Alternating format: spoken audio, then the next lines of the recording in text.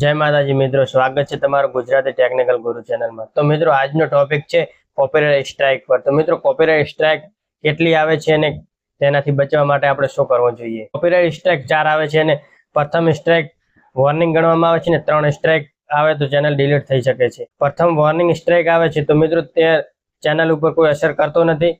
તો મિત્રો, તેના ઉપર કોઈ લાગુ થતું નથી। તે હટાવવા માટે આપણે ફોર્મ ભરવું પડે છે મિત્રો। તે ફોર્મ ભર્યા પછી તે 90 દિવસની અંદર ડિલીટ થઈ જાય છે મિત્રો।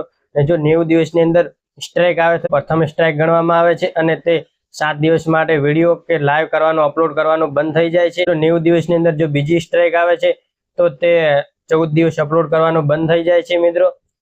જો મિત્રો 90 દિવસની અંદર પાછી જો ત્રીજી સ્ટ્રાઇક આવે છે તો તે ચેનલ મિત્રો ડિલીટ કરી દેવામાં આવે છે। 90 દિવસ પછી જો સ્ટ્રાઇક આવે છે તો તે મિત્રો આગળની સ્ટ્રાઇક હટી જાય છે। તો મિત્રો તે પ્રથમ સ્ટ્રાઇક પણ ગણવામાં આવે છે। અને જો તમે વોર્નિંગ સ્ટ્રાઇક નું ફોર્મ નથી ભર્યું તો પણ મિત્રો તમને પહેલી સ્ટ્રાઇક આવે છે અને તે તમને 7 દિવસ માટે વિડીયો અપલોડ કરવાનું બંધ કરી દે। કોપીરાઇટ સ્ટ્રાઇક થી બચવા માટે આપણે શું કરવું જોઈએ? તો કોપીરાઇટ સ્ટ્રાઇક થી બચવા માટે આપણે ઓરિજિનલ વિડીયો અપલોડ કરવાના છે, કોઈના લેવાના નથી। ફ્રી મ્યુઝિક વાપરવાનું છે। YouTube ઓડિયો લાઇબ્રેરીમાંથી મિત્રો ડાઉનલોડ કરીને વાપરવાનું છે। YouTube ના નિયમોનું પાલન કરવાનું છે। વિડીયો ગમે હોય તો લાઈક કરજો, શેર કરજો અને સબસ્ક્રાઇબર કરજો ગુજરાતી ટેકનિકલ ગુરુ ચેનલને। હવે મળીશું એક નવા વિડીયો સાથે।